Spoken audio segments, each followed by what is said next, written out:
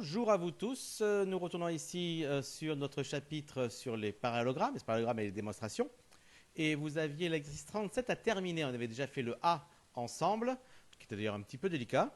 Les autres, le B est bien plus simple. Je pense que tout le monde a pu y arriver. Alors, le quadrilatère cru, pardon, pas cru, CRUE, est un rectangle. Donc déjà, je vais dessiner CRUE, un rectangle.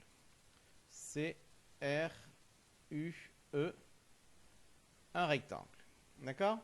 Il y en a quoi? On a de centre haut. Alors, c'est quoi de centre haut? Ça veut dire qu'on trace les diagonales et elles se croisent. Là, raté lui. Et elles se croisent en haut. C'est ici. D'accord? Pas beau. Ensuite, on donne également CU égale 5,5. CU, carrément, oui, c'est CU. 5,5. Donc, cette distance-là vaut 5, là, ça va pas. 5,5. D'accord? Et on pose la question de savoir, donne la longueur RE. Bon, ça, c'est assez facile. Pourquoi? Parce que qu'est-ce qu'on sait dans le cas d'un rectangle? On sait que dans un rectangle, les diagonales ont la même longueur. Et donc, si CU vaut 5,5, eh bien, c'est que RE vaut également 5,5, tout simplement. On a CRUE. On a CRUE est un rectangle. Or, ce qu'on sait sur un rectangle, c'est que les diagonales d'un rectangle ont la même longueur.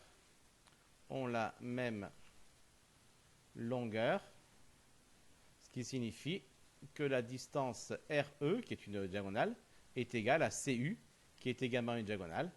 On a donc RE qui est égal également à 5,5, tout simplement. D'accord? Allez, parfait. On passe au suivant, au petit c. Alors, j'efface tout ça. De toute façon, vous avez toujours accès sur la vidéo. Alors, on efface tout ça. Hop là. On efface. Alors, le quadrilatère BALI est un rectangle de centre M. Donc, déjà, on va commencer à tracer un rectangle. Voilà. Oh là, il ne m'a pas fait un rectangle du tout, là. Bon, donc, on va se contenter de ça. BALI, un rectangle de centre M. Donc, pareil, je fais les diagonales. Et ici, j'ai le point M. Démontre que BAM est isocèle. BAM, c'est ce triangle-là. Alors, un petit peu plus difficile, mais pas trop non plus. Alors, comment est-ce qu'on fait pour montrer que BAM est isocèle? Bon, il va de soi que si c'est isocèle, ce sera isocèle en M. On voit bien que ce sont ces deux longueurs qu'il faut montrer qu'elles sont égales. Alors, le sont-elles? Alors, oui, évidemment. Pourquoi? Parce qu'on sait qu'on a un rectangle. Donc, on sait déjà évidemment que les diagonales ont la même longueur, c'est-à-dire que AI et BL sont des longueurs égales. Et comme BM, ben, c'est la moitié de BL, puisque M est au milieu de la diagonale, c'est un parallélogramme, et que AM, c'est aussi la moitié de AI, ben forcément, les deux moitiés vont faire la même chose. Alors, comment est-ce qu'on va rédiger ça? On va rappeler donc qu'on a BALI est un rectangle. Alors, on peut redire comme la dernière fois. Or, les diagonales d'un rectangle ont la même longueur. Donc, eh bien, on obtient donc AI, qui est égal à... Non, le A est vraiment trop raté. En fait, j'ai fait un M en réalité. Et j'ai voulu tricher. Alors, AI est égal à BL. Ben, si évidemment AI est égal à BL, ben, ça veut donc dire que aussi, je peux le diviser par 2. AI divisé par 2, c'est égal à BL divisé par 2. D'accord? Mais justement, qu'est-ce que je sais? Je sais que M est le milieu de BL. Et donc, ça signifie quoi? ça signifie que la distance BM est égale à BL sur 2. Alors je pousse un petit peu à droite pour avoir plus de place. D'accord? Mais qu'est-ce que j'ai aussi? Donc j'ai M qui est le milieu de BL, du segment BL, mais M c'est aussi le milieu de segment AI. Ça veut donc dire que la distance AM c'est égal à AI sur 2. Et donc, puisque j'ai AI sur 2 qui est égal à BL sur 2, eh bien ça veut dire que AM est égal à BM. Et donc, ça veut dire que BAM est isocèle en M, avec ses deux côtés égaux, tout simplement. D'accord? Allez, on passe au suivant. Pour l'instant, je vais effacer ça. Hop, on sélectionne tout ça. Hop là, et on efface. Ah, il reste encore ça à effacer. Voilà. Alors, on revient à droite. Le quadrilatère TORE est un carré ce coup-ci. Un carré. Donc, je vais essayer de dessiner un carré. Bon, déjà, c'est mal barré parce qu'il est un peu pas beau. Ah, mais il a fait droit, c'est bien. Merci à l'ordinateur. TORE est un carré de centre D. Donc, je fais diagonale ici. J'obtiens D au centre. Tel que TO égale 3,7. C'est-à-dire, j'ai le côté du carré en fait. 3,7. D'accord? Il faut donner la longueur OR. Alors, là c'est enfantin. Hein? Là c'est enfantin, enfantin, enfantin. Puisque, qu'est-ce qu'on sait? On a TORE est un carré. Ben, donc ça veut dire que tous ces côtés sont égaux. Donc le côté TO est évidemment égal au côté OR. Je vais mettre dans l'autre sens plutôt. Et marquer directement plutôt que OR est égal à TO. Comme ça, ben, je n'ai plus qu'à remplacer TO par sa valeur. Et ça me fait OR qui est égal à, c'est un D, ça il a fait un rond. OR qui est égal également à 3,7 cm. Et là, il n'y a plus rien à faire. Vous voyez, donc il y en avait deux excessivement faciles, le B et le D. Et puis deux un peu plus compliqués, c'était le A et le C. D'accord? Alors on continue. Alors là, ce à quoi on va travailler maintenant, c'est essentiellement pour ceux qui travaillent, qui sont sérieux, etc., qui avancent bien, mais qui se disent, enfin, ça va quoi, toutes ces démonstrations, c'est vraiment s'embêter pour rien. Parce que ça se voit que c'est un triangle isocèle, par exemple, pour le petit c. Ça se voit que TO égale OR. Ça se voit tout ça. On le voit sur la figure. Mais justement, on va faire un exemple qui va un peu noter les problèmes que l'on peut avoir lorsqu'on cherche à voir. Ah, ça se voit. Regardez. On a ici un exercice. PAL est un triangle rectangle en L. On a AL qui est égal à 5,2 et LP qui est égal à 8,4. À l'intérieur de ce triangle rectangle, on crée MIEL, un carré de côté 3,2 cm. Voilà, on vous demande de réaliser la figure. Moi, elle est faite déjà. Que peut-on dire des points A, I et L, A, I et P? Je pense que vous allez faire comme moi. Vous allez voir évidemment que les points A, I et P sont alignés. Alors, I appartient au segment AP, un truc comme ça. D'accord? Ça se voit très bien sur la figure. Eh bien, on va prouver que c'est faux.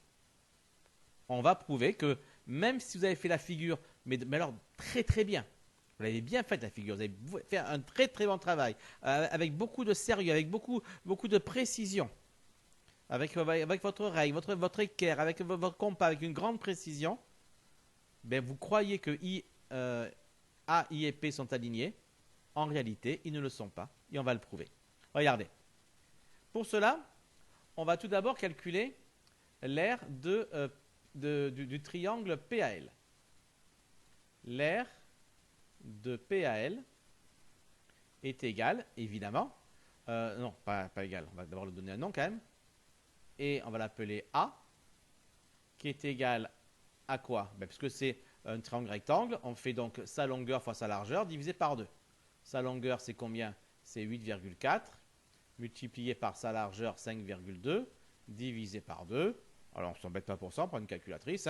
8,4 multiplié par 5,2 divisé par 2 et on trouve 21,84. 21,84, tout est en centimètres, donc centimètres carrés. Très bien. Ça, c'est l'aire de PAL. Bon, maintenant, je vais m'intéresser à l'aire du petit triangle ici, AMI. AMI. Alors, c'est évidemment A, je vais appeler A1, ça. Je vais appeler ce petit triangle ici la figure 1 à l'intérieur. A1 est égal à quoi? A1, c'est un triangle rectangle encore, évidemment, parce qu'il y a l'angle droit ici, donc pas de problème. Donc, triangle rectangle, c'est donc longueur fois largeur. La longueur ici, c'est 3,2, parce que j'ai fait le carré de côté 3,2. 3,2 multiplié par sa largeur 2, divisé par 2. Bon, là, c'est même pas la peine de prendre une calculatrice. Le 2 divisé par 2, ça va faire 1. Il va rester plus que 3,2 centimètres carrés. Intéressons-nous maintenant à l'aire de EPI. Celui-ci. C'est ce triangle-là. EPI. L'aire de EPI. Qu'est-ce que c'est l'aire de EPI? Je vais appeler ça A2. Alors c'est égal à quoi? C'est égal à... c'est encore un triangle rectangle. Donc j'ai 5,2 ici. Multiplié par 3,2 ici. Sur 2. Ce qui va donc faire, je reprends la calculatrice. Alors 5,2 multiplié par 3,2 divisé par 2, 8,32. 8,32, là il n'y a pas de réfraction à mettre. 8,32 cm². Et maintenant, je m'intéresse à ce carré-là, dans cette figure 3. Donc l'aire de alors MIEL. MIEL. Alors qu'est-ce que c'est? Je vais appeler ça A3. Puisque c'est un carré, c'est côté fois côté. Donc c'est 3,2 fois 3,2. Ce qui fait 3,2 fois 3,2, 10,24 centimètres carrés. Et comme évidemment, la figure complète, la figure PAL, c'est la juxtaposition de ces trois figures mises l'une à côté de l'autre, les unes à côté des autres. On sait que A, c'est égal à A1 plus A2 plus A3. C'est-à-dire que A est égal à 3,2, je ne mets plus les couleurs, 3,2 plus 8,32 plus 10,24. C'est notre manière de calculer l'aire, d'accord? On peut calculer l'aire de PAL, je peux donc faire comme j'avais fait au début, ou alors faire l'addition des trois petites aires qui le composent. Alors ça fait combien ça? En calculatrice, donc je la bouge. Donc j'ai 3,2 plus 8,32 plus 10,24. Et j'ai 21,76 cm². Bien, qu'est-ce que je vois? Eh bien, je vois que ici, j'avais 21,84 cm². Première méthode de calcul, je trouvais ceci. Et deuxième méthode de calcul, je trouve 21,76. Ça, c'est pas possible. C'est absolument impossible. Si en faisant les deux calculs, je ne trouve pas le même résultat, c'est que ma figure PAL, ce n'est pas la juxtaposition de ces trois figures, la figure 1, la figure 2, la figure 3. Et bien effectivement, si on fait une figure avec une très très grande précision, et surtout en exagérant un petit peu les choses, si je retrace PAL, bien en réalité, les points ne sont pas alignés. Regardez comment il est le point I. Il est un tout petit peu en dessous. Un tout petit peu en dessous. Tellement petit que ça ne se voit pas là. Évidemment, pour que ça se voit, j'ai exagéré. Enfin, j'ai récupéré ça sur quelque part. Pas moi qui l'ai fait. Donc le dessin ne vient pas de moi. Donc l'erreur est exagérée sur la figure ci-contre. Vous voyez ici, l'erreur, elle est exagérée. En général, elle est beaucoup plus petite. En général, on ne la voit pas. Si on se contente de dire, ben ça se voit sur la figure, eh bien, on croit que les points A, I et P sont alignés, alors qu'en réalité, ils ne le sont pas. Et ça, avoir des points qui sont presque alignés, mais croire que c'est aligné, ça va créer des situations, des contradictions, des paradoxes, des choses énormes qu'il ne faut surtout pas. Faire. Donc voilà pourquoi la démonstration est essentielle. Parce que la démonstration ne se contente pas de regarder ce qu'il y a sur la figure. Elle prouve que les choses sont vraies, ou sont fausses d'ailleurs. C'est tout aussi important de savoir que quelque chose est faux que de savoir que quelque chose est vrai. Voilà donc ce que vous notez à la suite de cet exercice. On ne peut pas croire ce qu'on observe sur une figure. Les informations sont sûres si elles sont clairement dites dans l'énoncé ou si elles sont codées sur la figure. Par exemple ici, le fait qu'on avait des angles droits ici, ben, c'est sûr parce que c'est codé sur la figure, mais également parce que c'est marqué dans l'énoncé carré. Donc il y avait plein de manières différentes d'être sûr qu'il y avait un angle droit ici. Ce qu'on observe sur une figure doit être prouvé. Et pour cela, on s'aide évidemment de ce qu'on appelle les propriétés, les théorèmes. C'est avec ça qu'on prouve les choses pour faire ce qu'on appelle une démonstration. Et ça, la démonstration, c'est essentiel. On a déjà fait, évidemment, des démonstrations. Et puis, on va encore en faire, évidemment. Et plus vous allez avancer, et plus vous allez en faire, car les mathématiques, c'est la démonstration. D'accord?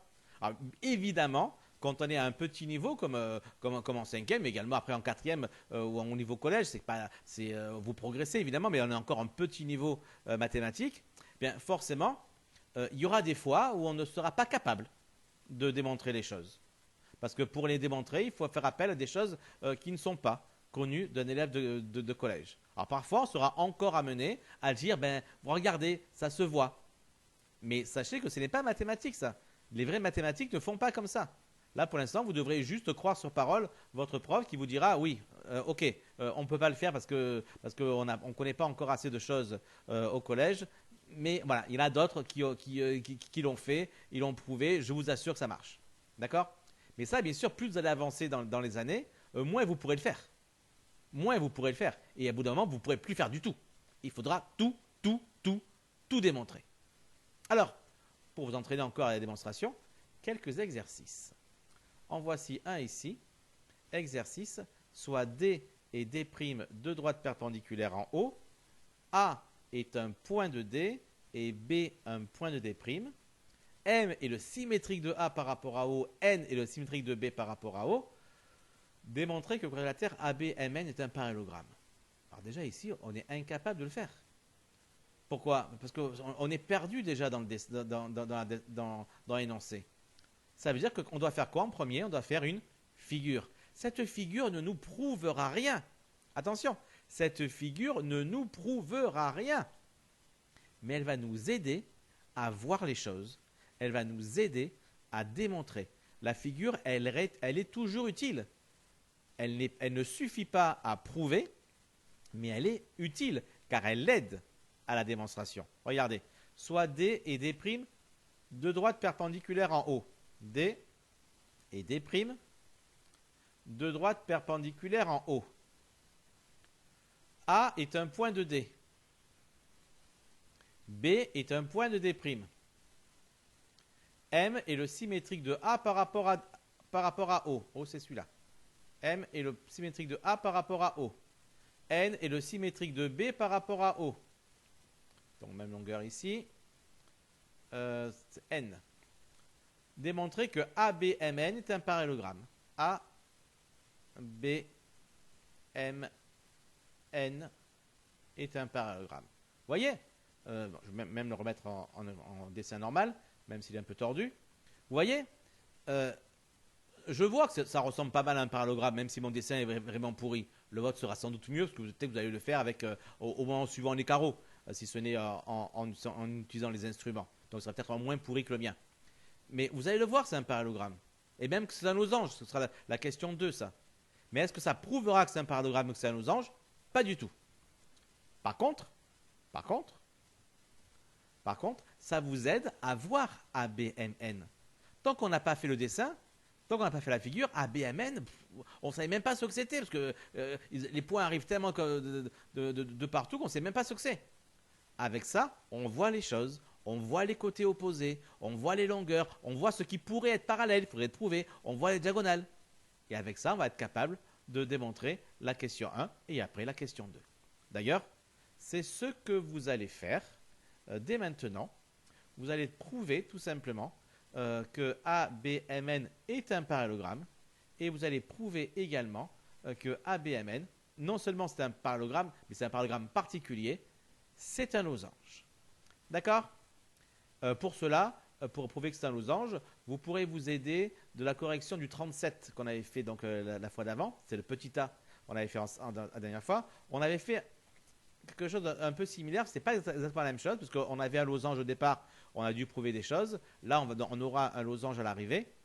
Mais ça peut vous donner des indices, ça peut vous donner des pistes pour réussir à prouver facilement que ABMN est bien un losange. Voilà, ben sur ce, je vous laisse les enfants. Je vous laisse à cet exercice. Une vidéo une petite vingtaine de minutes, cette vidéo, c'est pas mal. On a bien travaillé, vous aussi j'espère, travaillez ça pour la prochaine fois. Et on se retrouve après pour une longue série d'exercices afin d'être des pros en termes de démonstration. Allez, ciao les enfants, bonne journée à tous et à très vite.